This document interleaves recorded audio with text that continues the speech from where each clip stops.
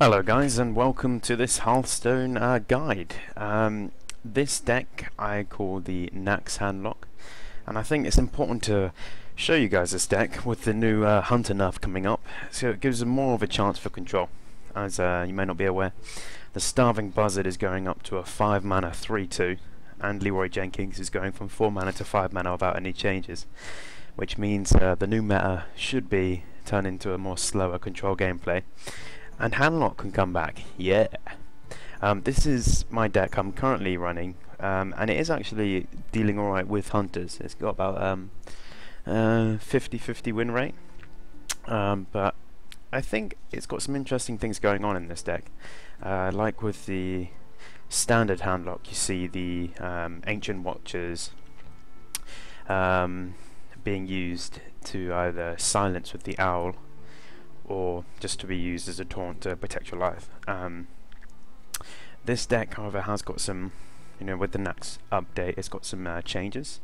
For example, the Death Lord, which is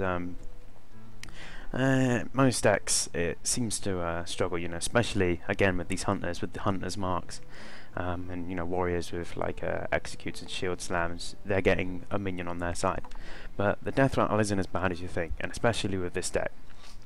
Because if they waste their removal like Hunter's Mark or Execute, then you're saving it for your bigger minions. This deck is a lot with learning how to play it as well. It's quite a strange one because you can be left stranded in the early game. Stuff like the Death Lord really helps with that. Most interesting combo in this is Stalag and Fugan. And the way to play it is that you want to kind of, you don't want Stalag in early games, so always toss it back if you get it your cards. But Fugan's great because I've noticed a lot the Twilight Drakes, especially when playing against Shaman, if you've ever got one out, they've got an Earth Shock there, and it's just gone straight away. But if you silence Fugan, it still stays there as a 4/7, but the Death Rattle still works for Stalag. And later on it is an amazing Flame Strike comboed with the Shadow Flame, and then not only that, you spawn an 11/11 Thaddeus, and if you've already tempted out that big removal cards, you can feel free to Faceless Manipulator.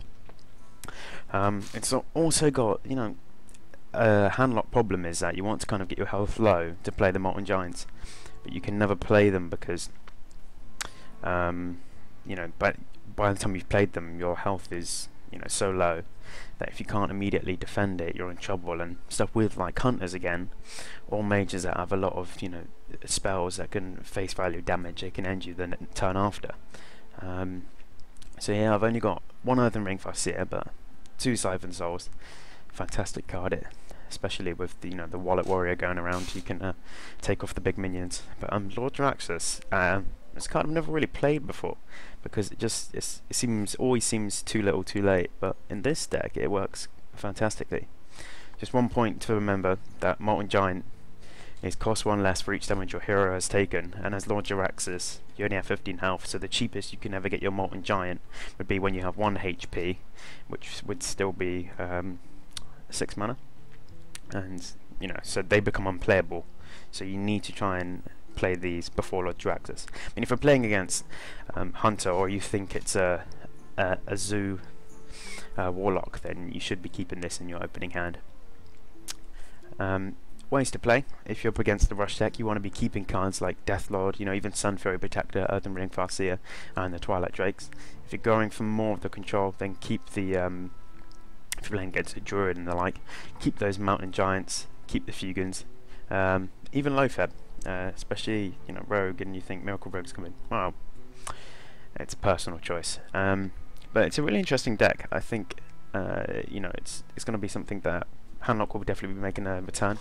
It's doing quite well for me at the moment. I believe I'm rank 5, but yeah, it's a great deck. Hope you guys enjoy it. If you want to see any gameplay of this deck, leave comments below, and be sure to check out my Twitch. It's in the description. Alright, thanks for watching, guys. If you want to see any more guides, let me know. Catch you next time.